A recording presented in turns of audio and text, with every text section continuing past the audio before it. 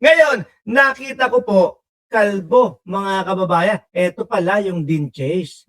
Kung ano man, ano pangalan nito? Sandali nga. Dean Chase. Ito yung pangalan niya. At ito, ipapakita ko ho sa inyo. Unang-una, ay loko-loko. Pinagmumura ang ating presidente. Pero subukan ho natin, mga kababayan, mga boss chief amo, sir, kung yung sinasabi niya po ba ay mayroong laman or puro yung tipong wala lang, masabi lang, maboka lang, o tipo bang malamaharlika lang din, kagaya nung dati, mga boss. No, kagaya, kasi si Maharlika, mga kababayan, mga boss chief amo, sir, ganun lang, puro bunganga, puro salita. Pero ang totoo, wala namang maipakitang mga ebidensya at wala ni isa na napatunayan. Game, mga bossing. Pero eto, talagang hindi mo, yung mga sinasabi nila, talagang hindi mo malulunok, mga bossing. Game. Magandang araw po sa atin na si DJ po ito. Pero sandali lang ho, no? Pasintabi po doon sa mga katabing bata na mga nanonood. Alam naman ho natin kasi meron tayong mga kababayan na nanonood na kasama yung kanilang anak, yung kanilang mga minor de edad.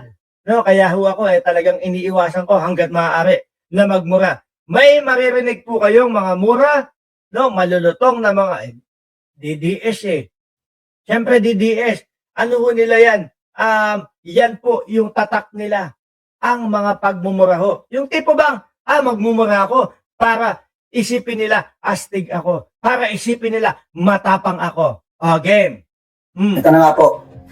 Nabasa ko na po at nakita ko po ang kabuuan ng reaksyon o komento ng palasyo pakukul sa expose namin ni Mr. T. Meron na ba? Meron na bang naging reaksyon ng palasyo? Hindi ko pa nakikita ho Hindi ko pa napapanood ho. Ito na nga po, ang kakapal talaga ng mukha nito mga hinayupak na itong mga utang inanto. Yung tipo ba kailangan haluan lagi nila ng merong PI, merong pagmumura, yung malulutong. Para siyempre isipin na matikas ako, matindig ako, matapang ako. Ganyan. Hindi kailangan yung boss No? Oo, hindi ko kailangan yun, mga kababayan. No? Yung tipo bang ang matatapang sa harap ng mamamayang Pilipino, yung talagang meron kang ipinaglalaban at kaya mo kahit nasa harapan mo yung minumura mo. Baka naman mamaya kapag ka nasa harapan nyo na, hindi na kayo makapagsalita, tamemi na kayo.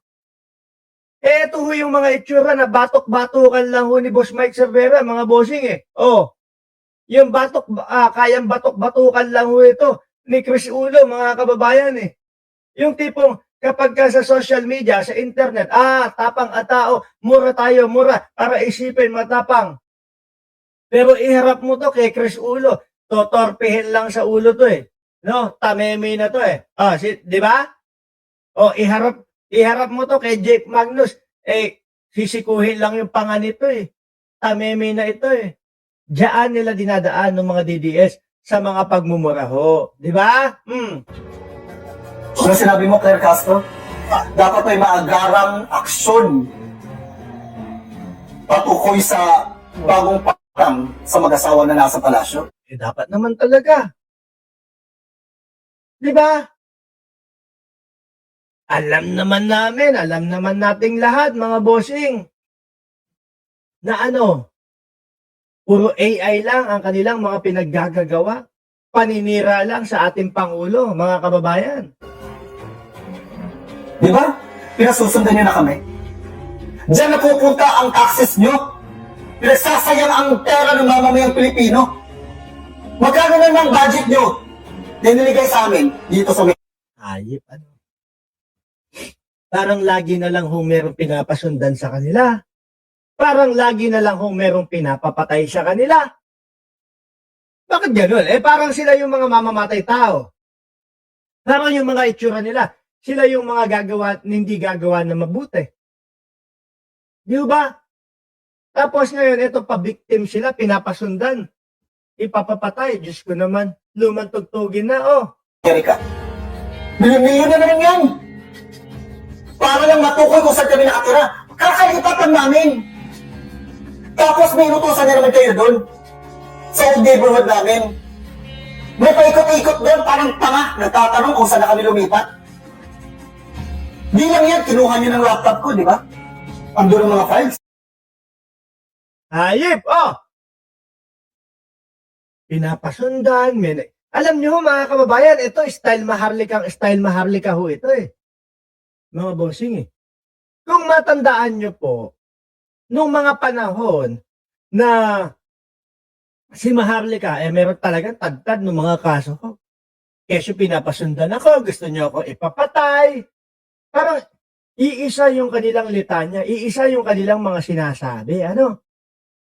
Ipapapatay, pinapasundan. Pero wala, hanggang ngayon, buhay pa din ho, mga bossing. Kinuha yung laptop, sino Mr. T yan? Tekol.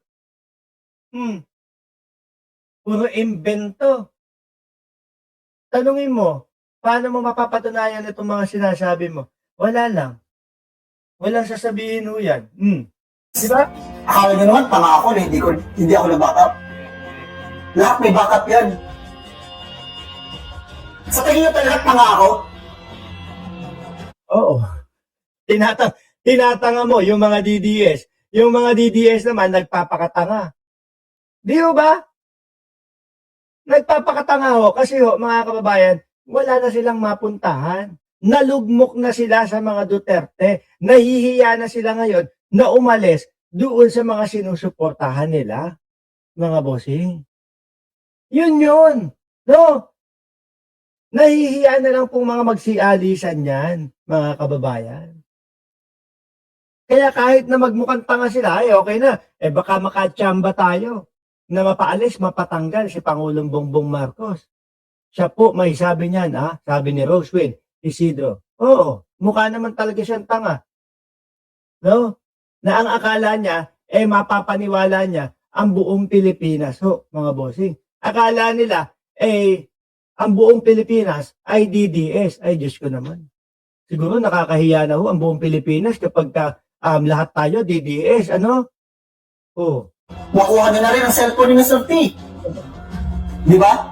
Yun talagang gusto niyo Baka nga sabihin nung palasyo, baka sabihin ni Pangulong Bongbong Marcos, sino ba yung pinagsasasabi nitong kupal na to na si Mr. T? No? Sino ba yung mga binibigkas nitong mga salita na Mr. T na kesyo nakuha yung cellphone? Oh, sabi ni Len de los Santos, pero buhay pa naman. Oh, sabi, kay Sara Duterte, pinagbabantaan ang buhay nila. Kay Sara Duterte, papapatay sila. Ngayon, hanggang mga buhay pa ho. Diba, Ma'am Leng Gigi? Oh. Kuha yan, cellphone ni Mr. T kasi alam nyo, ando ng lahat ng contacts ng mga opisyalis na naging customer niya, di ba? Di ba yan? Yun ang gusto nyo makuha. Kasi ang taas ng lista ng pangalan dun eh. Mga messages. Meron pa nga isang dun eh. Sino yun? Anak ng... Pero yung totoo, ano ang nito? Ano ang sinasabi nito? Halata po, nagawa-gawa lang eh. Doon sa AI na inilabas nila, mga kababayan, na ipinapakalat nila na malalakas ang loob dahil po nakatira sa ibang bansa, papunta doon sa istoryang gusto nilang tahiin. May Mr. T, yung mga DDS naman, mga tutunganga sa kanila yan, nakaganyan, ay oo, grabe si Bongbong Marcos, grabe si First Lady. Ang estilo ho nitong mga kababayan, balik lang sa umpisa. Paano ba naman nauubusan na ng ikukwento, nauubusan na ng topic. Nandiyan yung amo nila na si Rodrigo Duterte. Shout out sa iyo, Boss Rodrigo Duterte. Kamusta ka dyan sa dahig? Etong mga to, hanggang ngayon, gumagawa pa din ng paraan para mapabagsak ang presidente at para siguro yung anak mo ipalit sa pagiging presidente. Kung ano-ano na ginawa nitong mga ito, Boss Rodrigo. Sabi mo nga dito sa mga to, mga tanga, hindi na ako makakalabas. Mga tanga, wala nang tiwala ang taong bayan sa aming mga Duterte. Di ba?